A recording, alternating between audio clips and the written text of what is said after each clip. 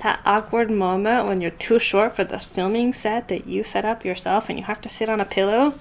That moment just happened to me. Don't know if that happens to you in your regular life. Persilis? Priestless? I look at this word and I want to say Pringles, but that's not it.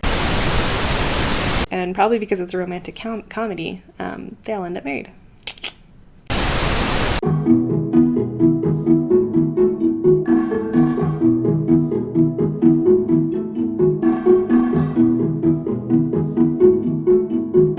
Hello there, my name is Ashley. Welcome back to my channel. Today we're going to do the very rather ambitious project of talking about all of Shakespeare's plays. I also seriously want to know why Shakespeare is considered one of the greats. I'm not saying that I think he isn't. I'm just saying that, I think it's a valid question to say, why are we still studying his works 400 years later? Why is he still a huge point of discussion when there were a ton of Elizabethan playwrights who wrote plays at the same time as he did? And also there's a ton of Greek and Athenian plays, and there's a bunch of plays like Victor Hugo wrote plays, Alexander Dumas wrote plays. Why are we talking about Shakespeare and not other playwrights?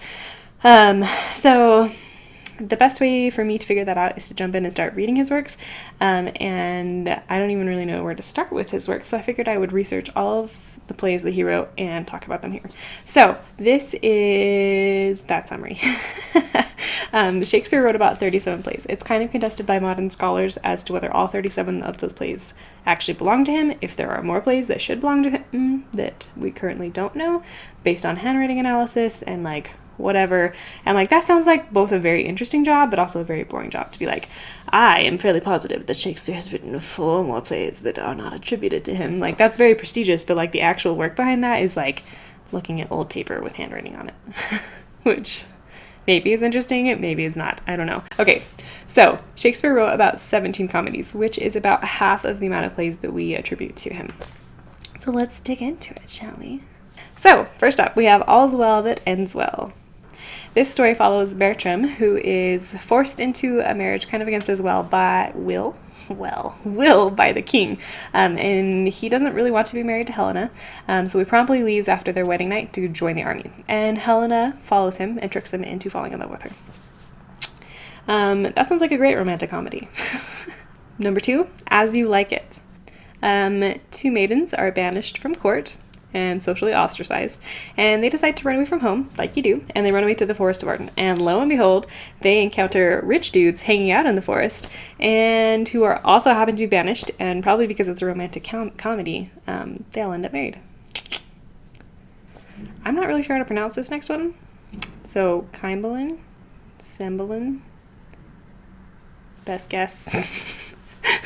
I have never heard of this one, and when I was researching it, people said it's debated whether it's a tragedy or a comedy, and honestly, I am not quite sure how you mix up a comedy and a tragedy. How is that a thing? I guess my only conclusion is that somebody has a dark sense of humor, and they think a tragedy is funny, and everybody else is but everybody dies, so I guess depends on your sense of humor. Anyway, this follows Cymbeline, who was a king of Britain, and his 2 sons are kidnapped, and that makes him super paranoid, and he starts to make really unreasonable demands of his family. And that's kind of the basic plot. I'm not sure if everybody dies at the end or not, which maybe is a determining factor of whether it is a tragedy or not. I don't know. Next is the Comedy of Errors. This one I have heard of, and so far none of these are ones that I've read before, so I'll let you know if I have read it. Anyway, so a Comedy of Errors, we have identical twins who are separated at birth, and then when they start running in the same circles, it causes a lot of problems, such as theft, wrongful arrests, beatings, a near seduction, and madness and demonic possession. That demonic possession, that caught me off guard. I am not quite sure. I don't know that I've ever seen a twin swapping story where demonic possession is a thing in the plot. Next is Love's Labor Lost. We have the king and 3 of his very faithful companions. They swear off women because they want to spend their time focused on study and meditation and mindfulness and religion, and enter the Queen of France, or the Princess of France, who comes waltzing in, and all 4 of our men are did we really mean it when we promised about a thing that we would not do that thing? Next, Measure for Measure. This follows the Duke of Vienna, who decides to conduct kind of a social experiment on how power affects people.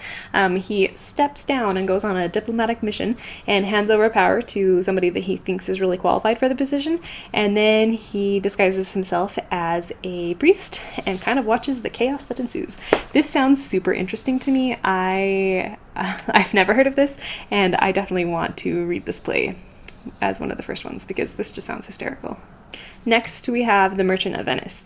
This is kind of a complicated plot. So we have dude number one. Dude number one wants to marry a wealthy heiress, but has no money. So he goes to dude number two, his buddy, and says, yo, I have no money, give me money. And dude number two says, I also have no money. Why don't you go to a lender and put it under my name? And dude number one goes, great. So then he goes to dude number three and is like, hey, I need money. And dude number two says that he'll provide me the money if you'll back him. And will you do that? And dude number three is like, sure, no problem. I won't even charge you interest. But by the way, if you can't pay back, I want a pound of flesh of dude number two. And dude number one's like, great, like everybody's happy here. So he goes back to dude number two and says, hey, I went to dude number three, and this is what he said. And dude number two is like, yo, you can't do that, because turns out dude number three is a Jew, and dude number two is highly anti-Semitic, hates Jews, says a lot of really stupid things, and now dude number three has a chance to get revenge. That's the plot. It's very complicated. I've heard quite a bit about The Merchant of Venice. I've never read it. There's a lot of famous lines from this play that I've heard of, so I am really interested to dig into this. See, I said that I had read about half of these plays, but I'm thinking that number probably is a lot closer to a third, and by the end of this video it'll be like, yeah, it's probably closer to like an eighth. Okay, next we have The Merry Wives of Windsor. This follows the Knight of Falstaff, who is a character in Shakespeare's histories, and randomly got his own spin-off comedy, apparently requested by Queen Elizabeth, like you do when the Queen asks you to write a play. You do that. Anyway, so the Knight of Falstaff, he decides that he wants a mistress. So he sends several women a identical love note. So he sends the same love note he sends the exact same copy of the love note to several women. And the women receive the notes, get together, talk about it, realize that he wrote the exact same note to all of them, and decide, let's play a prank back on him. And so they all decide to act as though he's persuaded them to be his lover. So now he has lots of mad women chasing him around. This sounds hysterical. I'm really excited for this one. Next, we have A Midsummer's Night Dream. This follows a group of humans who find themselves in a forest on their way to a wedding, and the fairies have magic, and they decide to manipulate the humans. And there's lots of love, and there's falling in love with the cow, and lots of things. And honestly, I have read this one. I have read one of these, and I didn't enjoy it very much. I mean, I wasn't that old, and I didn't try and study it. But honestly, the plotline for this one sounds a little lacking. I feel like some of the other plots sound way more interesting than this one. So, Much Ado About Nothing. This follows it's an enemies to lover plotline. So we have Benedict, who's a soldier who's just coming back, and we have Beatrice. And Beatrice and Benedict spend all their time going at each other, fighting about everything, bickering and publicly scorning each other, and their friends decide to play a prank on them and host a staged conversation in front of Benedict, talking about how much Beatrice loves him and is afraid to declare her love, and then her female friends are hanging out in the bushes over here, and Beatrice hears a conversation about how Benedict just absolutely adores her, and so both of them think that the other is in love with them, and then that's where it goes from there. This sounds really funny. I am sure that I've seen some version of this romantic comedy, and I think this is where it started, so I'm really excited to dig into this one a little bit more. This is also the play that is talked a lot about in The Hourglass Store by Lisa Mangum, that series, and so I want to dig into this just because I think that will add a lot more dimension to one of my favorite books. Okay, so the next one is Persilis? I look at this word and I want to say Pringles, but that's not it. It's based on an actual historical figure, and scholars think that Shakespeare wrote about half of this play, so maybe the last half. Anyway, this one's a little weird. Persilis, there's a competition going on in one of the Greek islands. I think it's Greek. I think it's Greek, and to marry this beautiful princess, and you have to answer a riddle. And if you don't answer the riddle correctly, then you die. So Priscillus sees the princess, agrees to the competition. He figures out the answer to the riddle and goes, actually, I don't really want to marry the princess. So he gives the wrong answer and then flees for his life. And then, like, that's the first act, I think. And then the rest of the play is him wandering around the Mediterranean, finding true love, losing his true love, losing his daughter, finding his daughter, finding his true love. Which I think could successfully be a comedy, but also could successfully just be like, why? Why? It does comfort me a little bit to know that not all of Shakespeare's plays were like fantastic, spectacular successes. That like a couple of them were just like duds, even in his own time. That makes me feel better, because it adds a human element to Shakespeare, because he's kind of idolized as this like, he's like the god of the playwright, and to know that he was human too makes me feel a little bit better, which is perhaps a little bit petty. Next, we have The Taming of the Shrew. This follows two sisters. The younger sister is highly desirable. The older sister has a huge chip on her shoulder, hates men. And lots of men want to marry the younger sister, but their father says he will only let the younger sister marry if the older sister gets married first. So, a group of friends conspire and send one of them to marry the older daughter, and then they can fight amongst themselves for the younger daughter. And so we enter Bertuccio, who meets up with the older sister and twists everything she says to be good and lovely, to make it seem as though she's really kind and really gentle, and she's like struck by this, so she chooses to marry him. And then he takes her against her will back to his castle, where he refuses to feed her, give her clothes. He's just really rude and like nasty, but he like makes it seem as though it's just because he loves her so much that like nothing is good enough for her. And then they go back to her family's house because their younger sister's getting married, and Bertuccio, he has a bet with several of his friends to figure out who has the best wife. And so every one of them sends for their wife, and only Bertuccio's wife, who's been abused, comes back.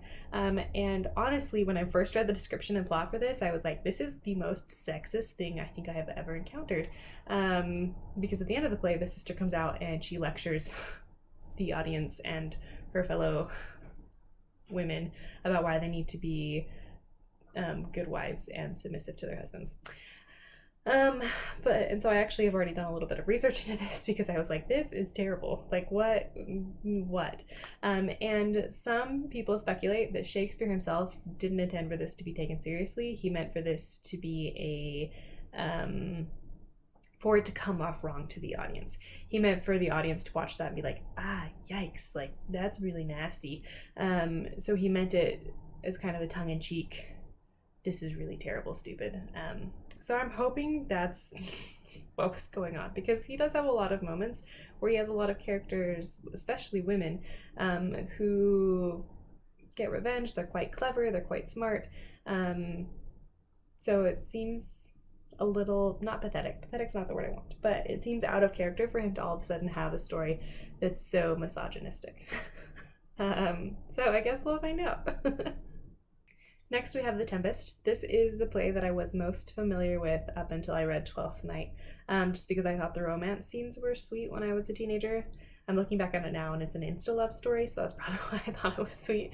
Anyway, this follows Prospero, who is the Duke of a kingdom, and his brother usurps him, because that's what your brother does if you're king.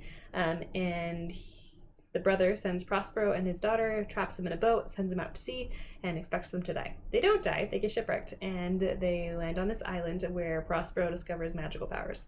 And then, lo and behold, his brother is sailing through the ocean, and he uses his magic powers to shipwreck his brother on the island, and then proceeds to get revenge. The next one is Troilus and Cressida, yes. This story picks up at the end of the Iliad, and it follows two lovers, as well as the Greeks and Trojans, who are trying to get their best soldiers, Achilles and Hector, to face each other down and duke it out. One last time. Even though the war's technically over, they still have all of their armies sitting there. They're like glaring at each other. So that is the basic plot of this. Honestly, this doesn't sound much like a comedy. sounds like it's set up for a great tragedy. So I guess we'll see. And next we have Two Gentlemen of Verona, which I think is supposed to be ironic because the two gentlemen, one of them ends up as a outlaw and the other is not a gentleman. Dude 1, Dude 2. Dude 1 is engaged. Dude 2 wants to be engaged and is refused. Dude 1 sees Dude 2's girl and is like, I would like that girl. Forgets his engaged girl and tries to seek her hand in marriage. Meanwhile, girlfriend of Dude shows up, sees that her boyfriend is trying to get engaged to another girl, and disguises herself as his page. And it gets messy. This sounds like it's going to get really complicated really quick, and it sounds like it could be a really good comedy. I kind of appreciate that plotline. I am a little bit afraid of where this play is gonna go, and I think there's an attempted rape. So trigger warnings for that. I have heard of this play. I don't think I've read it though. Okay, 2 more. So we have Twelfth Night, and this is the one I am most familiar with from Shakespeare. So we have 2 twins who are shipwrecked on different parts of the island of Illyria, and then they start to make their way into the main center of town.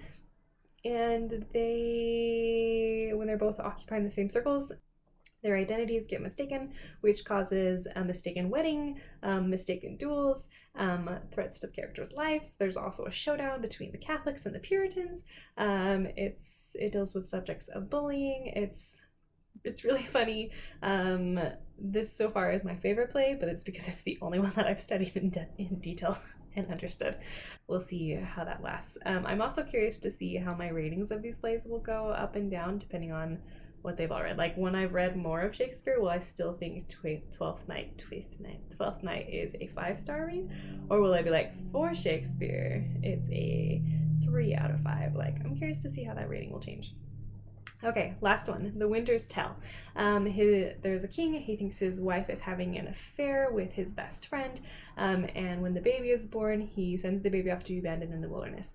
And then he sends 2 of his gentlemen, friends, courtiers, I think that's the word, to go see the oracle, and the oracle says, turns out both your friend and your wife are innocent. That's actually your child, and problems are going to follow you until you get that child back to her rightful place as the princess. And he doesn't believe it, and lo and behold, terrible things happen. This sounds like a tragedy, not a comedy. So I don't really know what to expect from that. It could go either way, I guess. Some of these plot lines, is like I'm researching them and looking at them, I'm like, that sounds hysterical. Like that sounds like a great romantic comedy. And then there are others of them that I read and I'm like, this sounds dumb. So I guess we'll find out. Anyway, that's all I have on the subject of comedies. Thank you for listening to my elegant stumbling.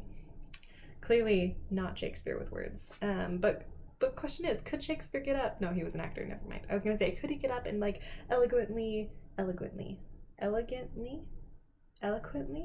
Why do I keep mixing up those words? Could he get up and just spew forth beautiful nonsense to the stage? And yes, because he was an actor and he'd rehearsed it.